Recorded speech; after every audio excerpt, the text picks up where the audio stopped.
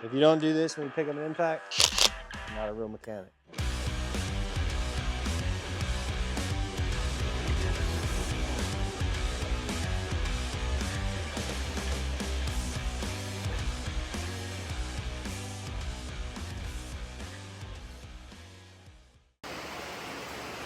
Alright guys, so the gimbal's broke, but, well, it's not broken, it's just dead.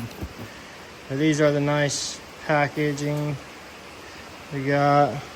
We got some of this for the startup. Some nice diesel treatment. And we got the injectors, all nice and clean. Come in a really nice box. And the other 4 down in there.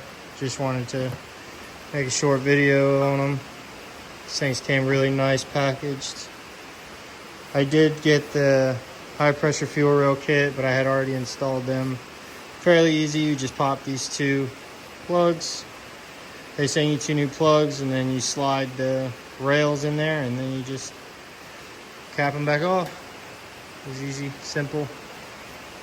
But we got everything nice and clean.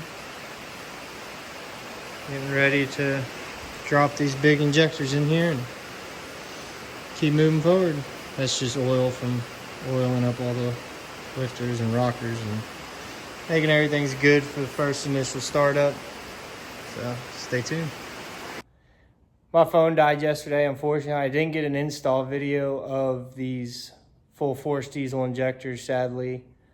But I just wanted to give you guys a view of what they look like. I'll give you guys the torque specs of the bolts, the mounting bolts, how you should do them properly, and basically just give you guys a view of what these beautiful injectors look like sitting in this motor.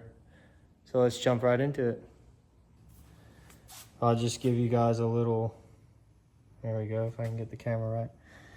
But if you look right there, this bolt, you want to put this bolt in first, and you'll torque every single one to 130 inch-pounds, give or take. Everybody has a personal preference, but you'll torque that to 130 inch-pounds, and you'll do that for all 8 first. And then you'll take your injector, you'll lube your O-rings with motor oil, your engine oil, clean engine oil, and you'll lube the 3 sets of O-rings, and then you'll drop the injector in there. Make sure your injector hole is nice and clean. You don't want any debris or contamination. And what you do is you'll take the palm of your hand and you'll kind of just lightly tap the injector down until you see the injector hold down bracket go around the washer bolt. And then what you do is you'll take a rubber mallet. Don't take anything other than a rubber mallet, and lightly, gently tap the injector down into the hole until you hear the tone of it change, which it usually makes kind of like a little ping sound when the copper washer on the end of the injector hits the bottom of the cup, okay?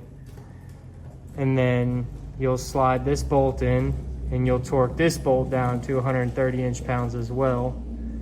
Like I said, everybody has their own personal preference of what they should be torqued down to.